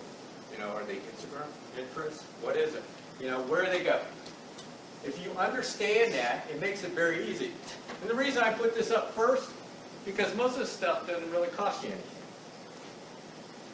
So you can be very marketable and not put a lot of money out if you know how to do it.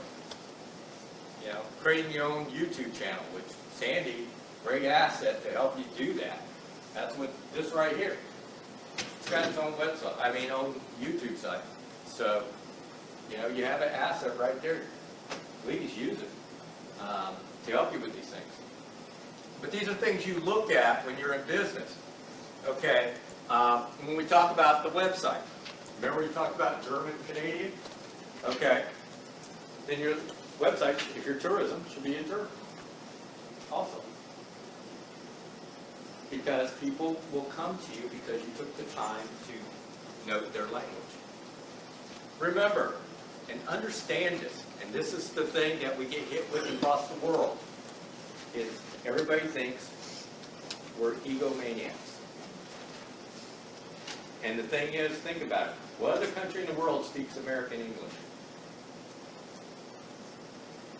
None.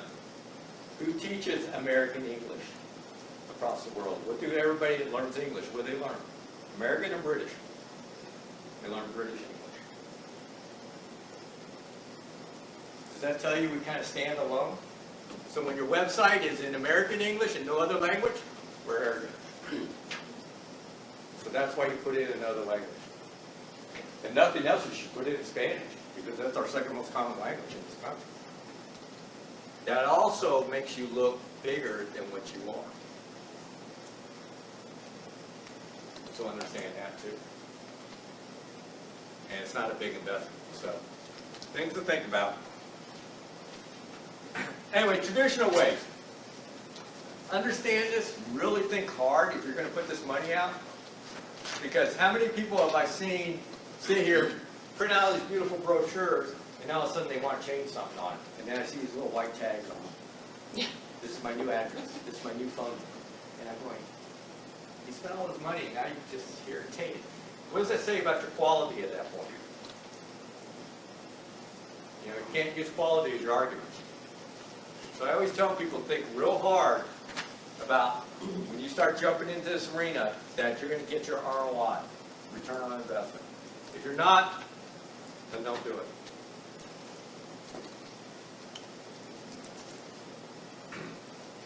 Anyway, in sales, you know, Google Analytics, great for your website and things. There's plenty of people that can do it for you. I always tell people, get a college student. No, have them do an internship with you. They'll educate you, teach you, and then show you how the thing works. You know, they learn something that's a resume builder for you, and you all win at the end of the day. If you're growing, then you'll get a business development person. You know, understand your forecasting, your pricing. Your pricing is going to change depending on what's dynamically going on. Another thing that a lot of people don't look at, looking at your product line or service and what other sectors can I go with it. You know, people kind of get locked into an area, and I always say, what are those other areas that potentially you could run into that could create economic growth for you? Even some minor changes to your operations may create new markets. It's just making that investment. And then the biggest thing is customer complaints, jump on them quickly, address them. Do not be afraid to sit there and not challenge them, just say, I'm sorry for it, because we're all different. So we all experience things differently how we see it at the end of the day. So just accept that. So customers, I tell people with customers, once you have a customer space, if you have customers, you know, if you're dealing in business where it's a one-time customer, it's different. But if you're a base where you have regular customers, I always tell people, look at who's my most profitable customer and who's my least profitable customer. I do that every quarter because why? Because if I get new business, I'm going to dump my least profitable. I'm going to let them go to my competitors. I will guide them to my competitors so I can sit here and take care of my most profitable. So always do that check, at least quarterly. I used to do that all the time in my business. That way I weighed everything. That way it kept my business growing and kept my profits up. People get complacent when they say, I got all these customers. I say, but you're making no money. And it's because they got locked into these relationships many years ago and they never raised their pricing or anything. And these are things you got to think about when you're in business. Logistics. If you have that, and mostly if you're getting supplies, suppliers are key.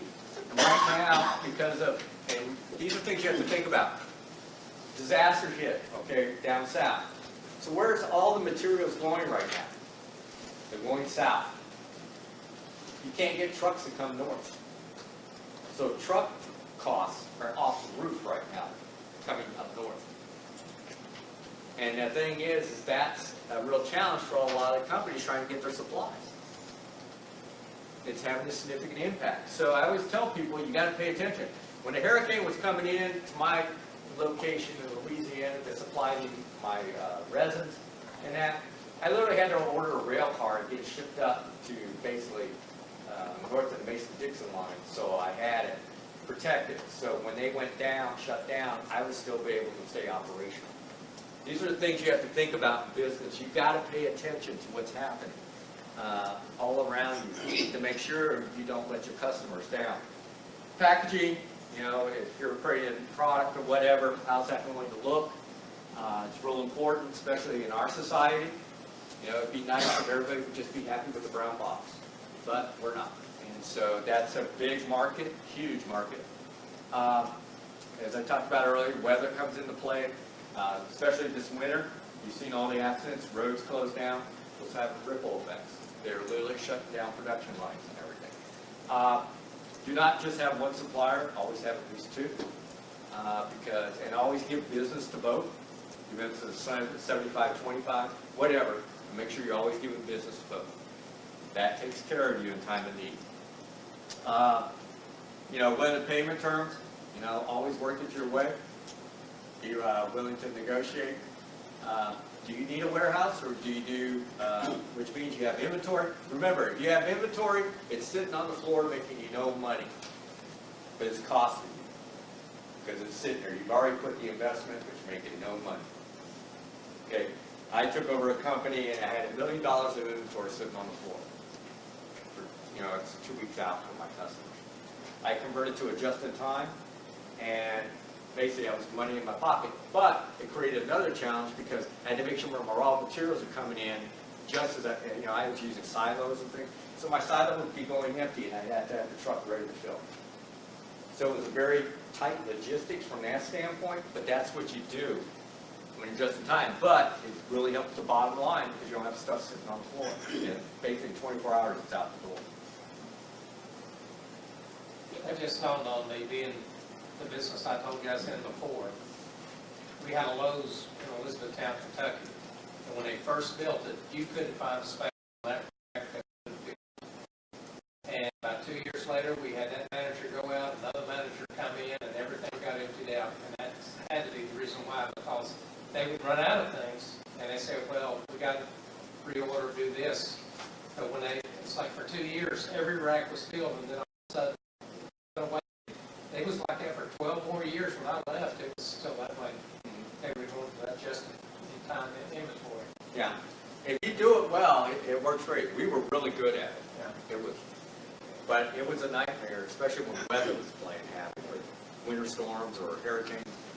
What do you say you use more than one supplier? What if you have a supplier, if you buy everything from him, you're getting a better price? And then if you split Actually, you don't. I will tell you what happens. Over time, they take that for granted, and you don't get the price breaks like you do because they know you've just gotten comfortable with it. Yeah. Especially with food purveyors. Yeah. So that's like a big thing. And if they know that you've got two people, yes. They say, and that's why I always tell people do a 75-25. It keeps it very honest. And then if they, they're slow to respond, you basically give the next 2 orders to the other one. And then that kind of sits there and says, hey, look, it's business. You didn't take care of me. And it wakes them up. I used to do that all the time. I enjoyed that part of my life. Anyway, you use them all. So anyway, this is something to decide because lots of people automatically start talking about warehousing and that. And I said, really, do you need a warehouse? Think about your operation, how you operate. In the sense you think about it. Okay, and then in manufacturing, these are things you got to take into account. Lots of times people don't think this stuff through. They just think, oh, everything will work perfect. It doesn't. Remember, if you're involved with equipment, equipment runs best if it's running 24/7. If it shuts down, it has a bear when you go to start it up. So I always made sure that when I had round-the-clock operations, they ran 24/7 because I had less headaches. So these are things you have to take into account and understand your operations. And like I said, for that, you basically, if you're shipping out daily basis, it's a daily thing. Monthly, you're always looking at your profitability, especially your carriers. If you're using multiple carriers, who's taking care of you, who's not. Quarterly and then annually at the end of the day. These are things you look at. Finances, accounts receivable, accounts payable. The three that I have bolded here, cash flow, balance sheet, income statement, I don't care if you know nothing about accounting or anything else. You've got to be able to read those 3 statements. If you understand those 3 statements, the accountant's not going to be able to take advantage of it. And why do I bring that up? Most small businesses get themselves in trouble with the IRS because of fraud. And it's typically because the accountant skimmed the books. And you didn't know about it. But who pays the price? You, because it's your company, and you carry the penalties and everything else. The accountant just goes to another state and starts over again. So the thing is, you pay the price. So that's why it's really important for you to understand these 3. If you understand those 3, you've got control. You know what's going on. Sales forecast, taxes. Yes, please pay your taxes. Understand, if you cannot make your tax payment, whether it's federal, state, whatever, the one tax you cannot ever miss is a payroll tax. You miss a payroll tax, you have no more friends. That is the one tax you always make sure you pay. The others you can always work out. That one, there's no forgiveness. And also, even if you file it 30 years ago, if I was behind, I would file it late, pay a penalty. It's much less to file it on time. Yeah.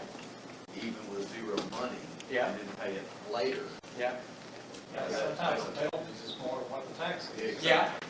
Yeah. They don't tell you that. No. But Well, they you're do. asking. Yeah, they do. They pay us As later. soon as you, don't pay, You know, I'll let you know. at one time I employed about 7 people, and the thing that I did was took it out weekly. Whatever I took out of their check, I would have matched and paid with a tax coupon so that I didn't have to come up with that quarterly dollar amount, because, you know, it is a killer if you have to come up with a quarter. Yeah, especially if you're not really keeping good track of it. Yes. Yeah. So, anyway, daily sales, accounts receivable, accounts payable, monthly cash flow, income balance. But, anyway, these are, you know, DB, PAYDAX, this is kind of their credit score for the business. So if you grow enough, that's something you may want to consider getting yourself into. And then annually, how you want to forecast for your future years, how you're going to look as a company, invest in things and all that. IT, this is the backbone of the company anymore. So even if you're just doing basic renovations, it's your backbone, literally. And today we're changing because of the cloud and everything else, so it's a totally different market. And I tell people you really got to have some basic understanding so you know what you're putting in place. But the one thing is you definitely got to have a cybersecurity program in place. You've got to protect yourself. And, you know, having your, well, I have my own server. It's like, guys, really having your own server today is not the best thing in the cloud. So I don't care how small you are, it's still better to be in the cloud. So that's the thing to be aware of as you look at this stuff. You know, what software do you truly need? Because some of you have unique applications, you will do that. Your event planning schedule is going to look very different. You're going to have a much more sophisticated system than somebody who just has to line up basic appointments. So those are things you're going to look at. So this is kind of how you weigh things out. The thing is, don't let people sell you, because today's basic computer, for most of you, is more sophisticated than what you need.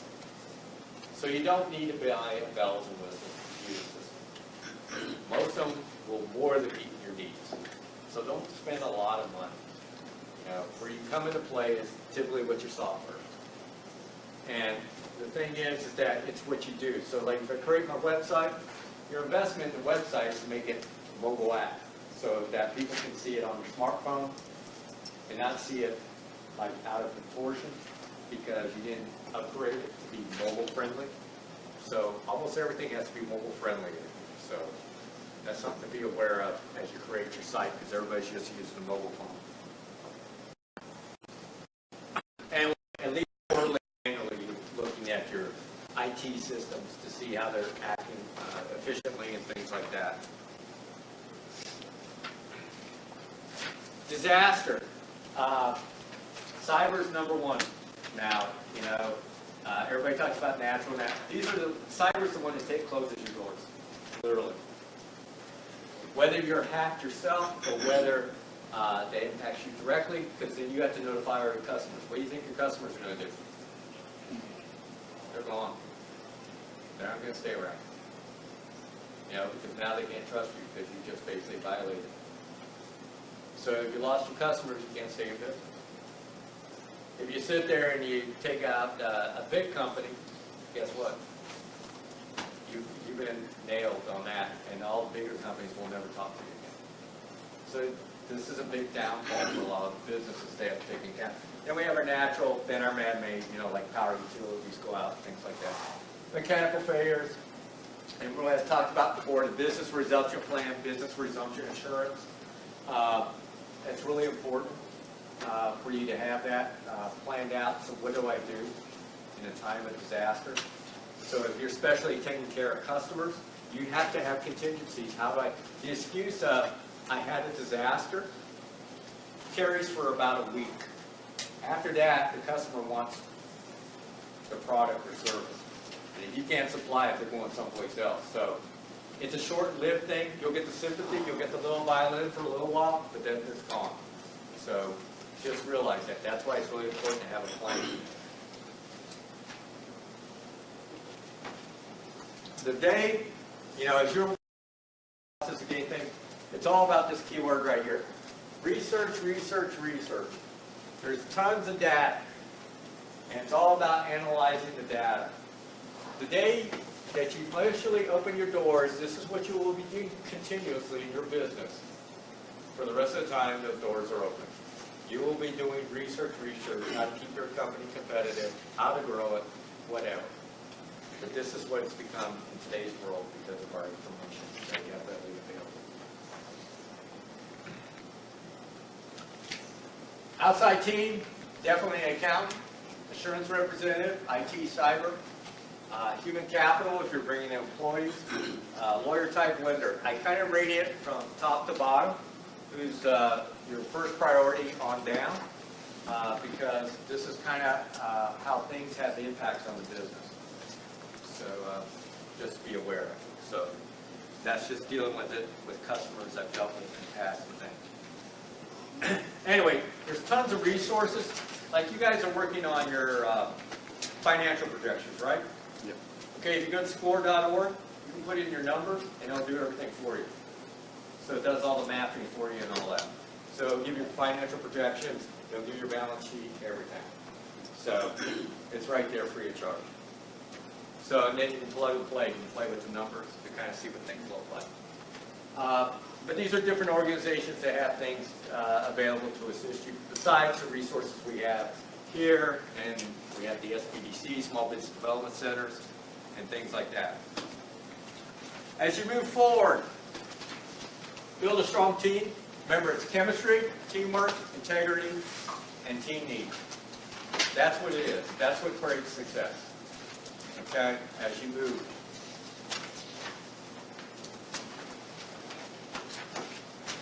And the one thing I want to stress to you is, no matter how you plan for everything that you think you plan for, there are two unknowns. One is luck, and one is timing. Sometimes it works in your favor, sometimes it works against you. Just take it in stride, that's just business. Don't get upset about it, don't blame other people, it's just reality. I've had good times and I've had bad times, it's just the way it falls. And last but not least, no matter what you do, you will always be flying by the seat of your pants. So just remember that as you move forward. Okay? Questions? Very interesting. I'll just make a comment. Great presentation. Thank you. I have a comment. Yeah. Mostly for anybody who hasn't ordered business cards or rack cards, that sort of thing yet. When you go, like if you did it on something like Vistaprint, obviously the more you buy, the better the deal. But I would recommend the first time you order the smallest amount possible, because almost without fail, when you get it in your hand or you hand it out to people, they're going to have some feedback. You're going to forget something, or not always, but almost without. So start with a really small order. Get some feedback from people. Let it sit with you for a little bit. Don't be in such a hurry. And then when you have what you think you want, then order bigger. And remember, your business card, first thing you hand, two things immediately, three things, okay, is eye contact, the handshake, and your business card. Does it limp over when you hand it to somebody? If it does, it's a clear indication how cheap you are. Now, don't talk to me about quality at that point. And I caution against the black or a dark background, because for those people that use scanner services to scan business cards, it makes it very difficult for them to pick up. Now you tell me. You want the background to be what now? Not dark. Preferably white, where it will pick up. Because I mean, when someone hands me a business card, I have an app that it'll automatically scan and detect everything. But if it's a dark one, I'm having to manually put it in there. And Yeah, I've those had that some have black those ones, machines. and I can't even read them because I'm so old and I need glasses. Yeah. But All mine are these are black. things to look at. These are all a reflection of you. So understand, even the most basic things that you're starting out with are a reflection before you even open your mouth. People have already made a judgment against you. So that's how quick it is. So remember that as you go forward. And with that, like I said, you have my business card, and you can contact me anytime. I'm happy to try to assist you. If you need to come out here, I'll come out here. Whatever. I wish you guys all much success. And whether you win or lose doesn't matter. You've already got the foundation. Please go forward with it. Do not be deterred by that. That's not a reflection of you, it's just complicated. And it's like winning a contract. And don't forget next week's sessions on marketing, which is one of my favorite topics. And again, I keep reiterating, if you've not reached out to mentors, don't wait till the last minute. They're here to help you, and we've got a good variety, so take advantage of it. Let's thank Carl for coming.